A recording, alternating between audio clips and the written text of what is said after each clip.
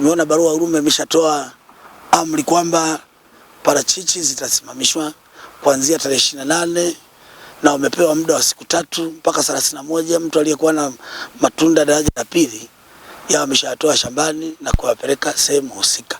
Baada hapo vibali vitatolewa na watu wa OPRA ambao ni wadhibiti wa hili zao.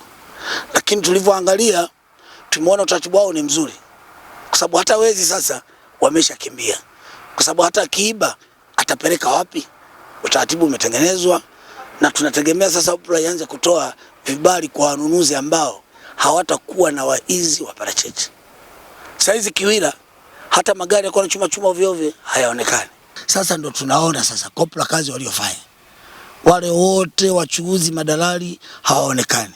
Lakini awali ilikuwa vurugu sana.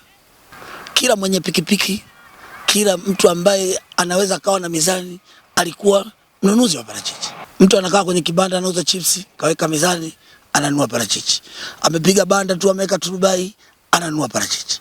Ilikuwa vurugu kubwa sana, ndugu mwandishi wa habari. Na kwa utaratibu huu na utoaji wa vibali huu utakapoanza, cha kwanza OPRA ina kazi moja kubwa. Watengeneze center za ukusanyaji wa maparachichi. Isiwe kila mkulima anachuma anajitengeneza center yake. Hata hizo center wakizitengeneza hata zikiwa 2 kwenye kata kufana na Kiwira, hiyo center hata ikiwa na kampuni 2-3, OPRA wakae pale, itakuwa ni rahisi kudhibiti kuliko hii Mwankenja anauza, FCC anauza, Asumani anauza.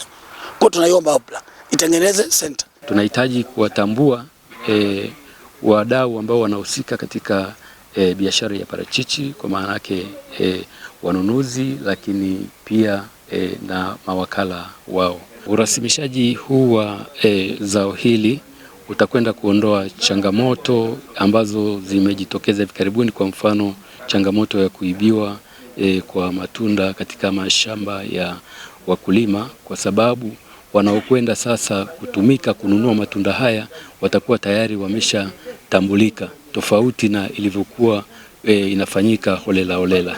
Na hii itakuwa ni rahisi hata kwa wakulima ambao watapata changamoto, kwa mfano labda kupoteza matunda yao, inakuwa ni rahisi kufuatilia katika kampuni husika, kwa sababu yule dalali atakuwa anafahamika na atakuwa anafahamika ametoka kwenye kampuni ipi. Kwa hiyo itakuwa ni pia inaleta usalama mkubwa kwa wakulima. Mikakati walioiweka sisi tunaipokea, na kwa kuwa wamekuja kutusajili na wametuelekeza kwa lengo letu ni kwanza kudhibiti mambo mbalimbali ikiwemo uwizi na utapeli ambao upo, na ndio maana wameamua sisi tutambulike, ili kila mtu anayenunua hili zao ajulikane kwa mimi nimesajiliwa na OPRA na ninafahamika hapa, ili hata uwizi ukiibiwa unajulikana tu fulani ndo amehusika na uwizi.